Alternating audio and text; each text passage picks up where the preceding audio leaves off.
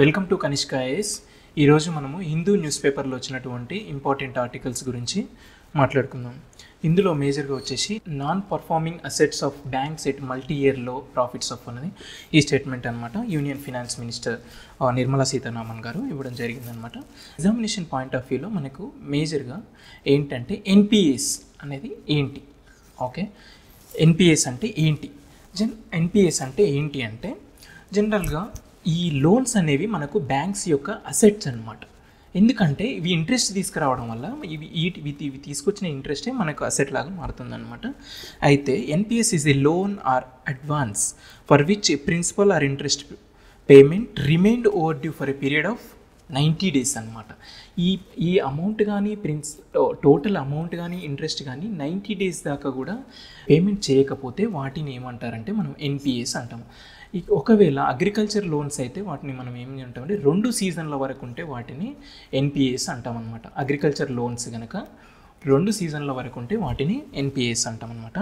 ఈ ఎన్పిఎస్ ఎందుకు ఇంక్రీజ్ అవుతున్నాయి అంటే ఈ బ్యాంక్స్ అనేది షెడ్యూల్డ్ అండ్ కమర్షియల్ బ్యాంక్స్ అనేవి కార్పొరేట్ సెక్టార్కి లోన్స్ అనేది ఎక్కువ ఇస్తున్నాయి. ఎక్కువ బల్క్ అమౌంట్లో ఇవ్వడం వల్ల వాళ్ళు కంపెనీస్ లాసెస్ ఉన్నారు సమ్టైమ్స్. అప్పుడు ఈ లోన్స్ అనేది పే చేయకపోవడం వల్ల ఎన్పిఎస్ అనేది ఇంక్రీజ్ అవుతున్నది. అయితే 2019లో ఏమైందంటే ఈ ఎన్పిఎస్ పర్సంటేజ్ అనేది మోర్ దెన్ 9% ఉండడం జరిగింది. ఇది 2024 సెప్టెంబర్ నాటికి ఇది ఎంత అయిందంటే 2.5%, అంటే గ్రాడ్యువల్గా డిక్రీజ్ అయిందనమాట. ఈ ఎన్పిఎస్ పర్సంటేజ్ అనేది గ్రాడ్యువల్గా డిక్రీజ్ అయింది. ఇది అనేది ఈ మెయిన్ ఇంటెన్షన్ అనమాట. అసలు ఎన్పిఎస్ అనేది ఎన్ని రకాలు, ఓకే, ఎన్పిఎస్ అనేది జనరల్గా ఎన్పిఎస్ అనేది 3 రకాలు అనమాట.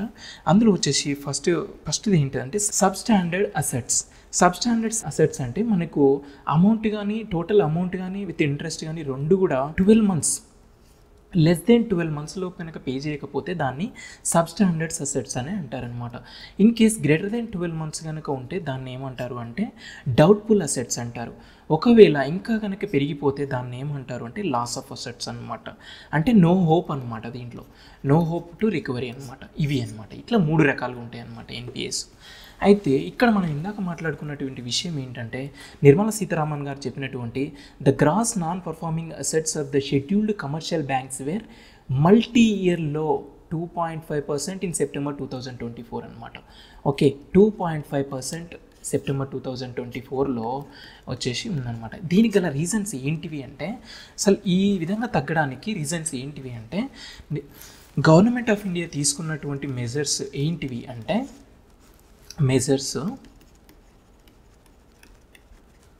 వచ్చేసి మనకు ఒక యాక్ట్ ఉంది, the recovery of debts due to the banks and financial institutions act 1993.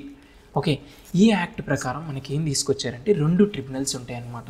2 tribunals ఉంటాయి. అవి ఏంటి అంటే డెబ్ట్ రికవరీ ట్రిబ్యునల్ ఇది ఒకటి, నెక్స్ట్ ఇంకొకటి ఏంటంటే డెబ్ట్ రికవరీ అపెల్లేట్ ట్రిబ్యునల్. ఈ 2 రకాల ట్రిబ్యునల్స్ ద్వారా కూడా ఈ ఎన్పిఎస్ అనేది గెయిన్ అవ్వడం జరిగింది. ఇంకొకటి అనదర్ యాక్ట్, ఇంపార్టెంట్ యాక్ట్ ఏంటి అంటే SARFAESI act. Okay, SARFAESI act ఇది 2002లో తీసుకురావడం జరిగిందనమాట. ఓకే, 2002లో. దెన్ నెక్స్ట్ వచ్చేసి ఇంకొక ఇంపార్టెంట్ మెజర్ వచ్చేసి మిషన్ ఇంద్రధనుస్ ఇది 2015లో తీసుకురావడం జరిగింది. ఇంకొకటి ఏంటంటే Basel norms. Next Narasimhan committee recommendations implement చేయడం జరిగింది. నరసింహన్ కమిటీ రికమెండేషన్స్ 1, 2 అనేది ఇంప్లిమెంట్ చేయడం జరిగింది. ఐబీసీ లెజిస్లేటివ్ మెజర్స్ ఏంటి అంటే ఐబీసీ ఇన్సాల్వెన్సీ బ్యాంక్రప్టెన్సీ కోడ్ 2016లో తీసుకురావడం జరిగింది. ఇంకొక అనదర్ మేజర్ ఇనిషియేటివ్ ఏంటంటే bad banks. Okay, bad banks ఈ విధంగా ఇవన్నీ తీసుకురావడం వల్ల ఈ బ్యాడ్ బ్యాంక్స్లో ఇంకోటి ఏంటంటే అసెట్ మేనేజ్మెంట్ కంపెనీ ఇది అనేది జప్తు చేసుకోవడం జరుగుతుంది. ఈ మెజర్స్ తీసుకురావడం వల్ల ఏంటంటే మనకు మేజర్గా ఏంటంటే మనకు ఎన్పిఎస్ అనేవి తగ్గడం జరిగిందనమాట. ఓకే, అయితే బ్యాంక్స్ యొక్క పర్ఫార్మెన్స్ ఏ విధంగా ఇంప్రూవ్ అయింది అంటే గవర్నమెంట్ ఆఫ్ ఇండియా తీసుకున్నటువంటి బ్యాంకింగ్ రిఫార్మ్స్ ఏంటి అంటే బ్యాంకింగ్ రిఫార్మ్స్లో మేజర్గా ఏంటంటే మనకు వచ్చేసి జామ్ ట్రినిటీ 2014లో తీసుకున్నటువంటి మేజర్ ఇనిషియేటివ్ అంటే ప్రధానమంత్రి జన్ ధన్ యోజన. ఈ స్కీమ్ ద్వారా జీరో బ్యాలెన్స్ అకౌంట్ ఓపెనింగ్ అనమాట. ఇది చాలామందికి అకౌంట్ ఓపెనింగ్ తీసేయడం జరిగిందనమాట. ఇందులో మోర్ దెన్ 50% ఉమెన్ ఉండడం అనేది మనకు ఒక గ్రేట్ థింగ్ అనమాట. సో ఇది ఒకటి. నెక్స్ట్ అనదర్ ఇంపార్టెంట్ థింగ్ ఏంటంటే పిఎం కిసాన్ ఇది 2019లో తీసుకురావడం జరిగింది ఈ స్కీమ్ అనమాట. డీబీటీ ట్రాన్స్ఫర్ అనమాట. ఇది DBT transfer, direct benefit transfer అనమాట. 6,000 రూపీస్ 3 ఇన్స్టాల్మెంట్స్లో ఇవ్వడం జరుగుతుంది అనమాట స్మాల్ అండ్ మార్జినల్ ఫార్మర్స్కి. అదేవిధంగా ఇంకొక మేజర్ ఇనిషియేటివ్గా బ్యాంకింగ్ పర్ఫార్మెన్స్ ఇంప్రూవ్ అవ్వడానికి ఏంటంటే PM Svanidhi. Okay, PM Svanidhi scheme ఇదేంటంటే కొలాటరల్ ఫ్రీ లోన్స్ ఇవ్వడానికి పోస్ట్ కోవిడ్ తర్వాత ఎవరైతే స్ట్రీట్ వెండర్స్ ఉంటారో వాళ్ళు కోవిడ్ వల్ల ఎఫెక్ట్ అవ్వడం వల్ల వాళ్ళకు కొలాటరల్ ఫ్రీ లోన్స్ ఇచ్చి వాళ్ళని ప్రొటెక్ట్ చేయడం కోసం తీసుకొచ్చినటువంటి మేజర్ ఇనిషియేటివ్ అనమాట. 10,000 వరకు వీళ్ళకు లోన్స్ ఇవ్వడం జరుగుతుందన్నమాట. ఓకే, ఇది విత్ లో రేట్ ఆఫ్ ఇంట్రెస్ట్ అనమాట. లో రేట్ ఆఫ్ ఇంట్రెస్ట్ ఇవ్వడం జరుగుతుందన్నమాట పిఎం స్వనిధి స్కీమ్. ఈ స్కీమ్ ఏ మినిస్ట్రీ కింద వర్క్ చేస్తుందంటే ministry of housing and urban affairs కింద వర్క్ చేయడం జరుగుతుందన్నమాట. ఇంకోటి ఏంటంటే అందరూ మేజర్ ఇనిషియేటివ్ ఏంటంటే PM Mudra. Okay, PM Mudra scheme అనమాట. పిఎం ముద్ర స్కీమ్ 2015లో స్టార్ట్ చేయడం జరిగింది. ఇది కూడా సేమ్ ఏంటంటే కొలాటరల్ ఫ్రీ లోన్స్ ఇవ్వడం కోసం స్మాల్ అండ్ మైక్రో ఎంటర్ప్రెన్యూర్స్కి ఇవ్వడం. దీంట్లో వచ్చేసి మనకు 3 రకాల లోన్స్ ఉంటాయి: శిశు కిషోర్ తరుణ్. ఎర్లియర్గా ఇందులో వచ్చేసి 10 lakhs వరకు ఉంటుండే లోను. రీసెంట్గా ఏం చేసిందంటే దీని లిమిట్ అనేది 20 lakhs దాకా ఎక్స్టెండ్ చేయడం జరిగింది. 20 lakhs దాకా ఎక్స్టెండ్ చేస్తూ ఇంకొక అనదర్ మేజర్ ఇనిషియేటివ్ ఏం చేశారంటే తరుణ్ ప్లస్ అనేది ఇనిషియేటివ్ తీసుకురావడం జరిగింది. శిశు లోన్స్ వచ్చేసి 50,000 వరకు, కిషోర్ లోన్స్ వచ్చేసి మనకు 5 lakhs వరకు, తరుణ్ లోన్స్ వచ్చేసి 10 lakhs వరకు. Okay, next Tarun plus loans వచ్చేసి 20 lakhs వరకు అనమాట, అప్ టు 20 lakhs వరకు. ఓకే, ఈ విధంగా మేజర్ ఇనిషియేటివ్స్ అనేది తీసుకురావడం జరిగిందనమాట. Then next another important article వచ్చేసి pregnant women scheme for pregnant women. Okay, మనకు 2030 నాటికి మనము ఎస్డిజి గోల్స్ అచీవ్ చేయాలనేది ఒక టార్గెట్ ఉందన్నమాట. ఎస్డిజి గోల్స్లో ఎస్పెషల్లీ ఎస్డిజి 3 అనేది గుడ్ హెల్త్ అండ్ వెల్బీయింగ్ విషయానికి వచ్చేసరికి ఈ స్కీమ్ హెల్త్ అండ్ వెల్బీయింగ్ విషయానికి ఈ స్కీమ్ అనేది తీసుకురావడం జరిగింది.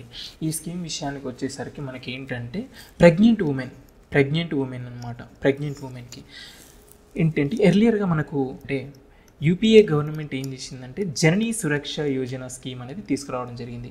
జననీ సురక్ష యోజన స్కీమ్ యొక్క మెయిన్ ఆబ్జెక్టివ్స్ ఏంటంటే చైల్డ్ మోర్టాలిటీ రేట్స్ని తగ్గించాలి, ఇన్స్టిట్యూషనల్ డెలివరీస్ని ఇంక్రీజ్ చేయాలి, మెటర్నల్ మోర్టాలిటీ రేట్ని డిక్రీజ్ చేయాలి, ఓకే, సెక్స్ రేషియోని ఇంక్రీజ్ చేయాలి, చైల్డ్ సెక్స్ రేషియోని ఇంక్రీజ్ చేయాలి. ఇవన్నీ ఒక ఆబ్జెక్టివ్స్తోని మనకి ఏంటంటే న్యూట్రిషనల్ బెనిఫిట్స్ ఒకటి, కంపెన్సేషన్ ఆఫ్ వేజ్ లాస్ అనేది ఇన్ఫార్మల్ సెక్టార్స్ వాళ్ళకి ఇవ్వడం జరిగింది.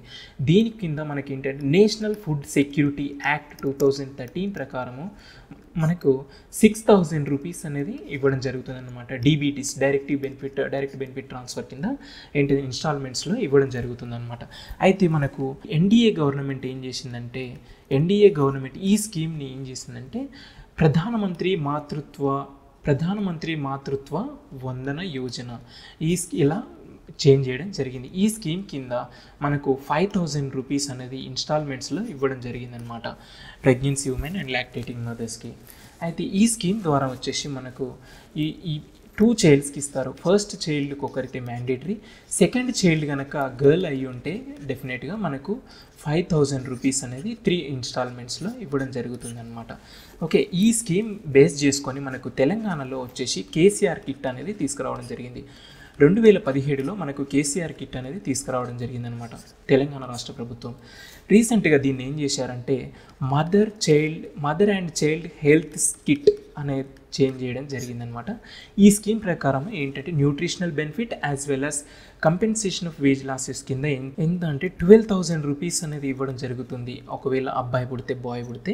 దెన్ నెక్స్ట్ 13,000 రూపీస్ అనేది గర్ల్ అయితే 13,000 ఇవ్వడం జరుగుతుందన్నమాట. ఈ విధంగా ఈ స్కీమ్ వల్ల మనకి తెలంగాణలో అనేది చాలా ఇంప్రూవ్మెంట్ జరిగింది. ఏంటంటే చైల్డ్ సెక్స్ రేషియో అనేది పెరిగింది, ఇంప్రూవ్ అయింది. ఇన్స్టిట్యూషనల్ డెలివరీస్ అనేది చాలా ఇంక్రీజ్ అవ్వడం జరిగింది. మెటర్నల్ మోర్టాలిటీ రేట్ అనేది చాలా చాలా తగ్గిపోయినాయి. ఈ విధంగా చాలా తగ్గడం జరిగిందనమాట. ఇంకొకటి ఇంపార్టెంట్ ఆర్టికల్ వచ్చింది ఏంటంటే అది betting and gambling are state subjects అనమాట. కాన్స్టిట్యూషన్ ఆఫ్ ఇండియాలో ఏంటంటే state list, central list, concurrent list, state list, central list or union list, concurrent list, ఇలా మనకు 3 లిస్టులు ఉండడం జరిగిందనమాట. దీంట్లో విషయానికి వచ్చేసరికి మనకు బెట్టింగ్ అండ్ గ్యాంబ్లింగ్, లాటరీ ఇవన్నీ కూడా స్టేట్ సబ్జెక్ట్స్ అనమాట. అయితే ఈ స్టేట్ సబ్జెక్ట్ పైన లా చేయడానికి ఎవరికి రైట్స్ ఉంటాయంటే స్టేట్ గవర్నమెంట్కే ఉంటుంది అనమాట. స్టేట్ గవర్నమెంట్స్ ఎంటర్టైన్మెంట్ కూడా. అందువల్ల మనకు ఈ కేరళ కానీ హర్యానా గవర్నమెంట్ కానీ మనకు ఏం చెప్తే అంటే మనకు లాటరీ సిస్టమ్ ఉంటుంది అక్కడ. ఈ లాటరీ సిస్టమ్ అనేది స్టేట్ గవర్నమెంట్స్ కంట్రోల్లో ఉండడం వల్ల అక్కడ ఏంటంటే ఈ కేరళ హర్యానాలో లాటరీ సిస్టమ్ అనేది లీగల్ అవుతుంది. అదే మన తెలుగు స్టేట్స్ విషయానికి వస్తే ఏపీ కానీ తెలంగాణలో కానీ ఈ లాటరీ సిస్టమ్ అనేది ఇల్లీగల్ అనమాట. ఇదే అనమాట. అందువల్ల ఈ మేజర్గా మనం అబ్జర్వ్ చేయాల్సిన పాయింట్. అయితే ఈ రీసెంట్గా ఎందుకు ఇష్యూలో ఉంది అంటే మనకు తెలంగాణలో ఏంటంటే బెట్టింగ్ యాడ్స్ ఎవరైతే ప్రమోట్ చేస్తారో వాళ్ళపైన కేసెస్ అనేది రిజిస్టర్ చేయడం జరిగిందనమాట.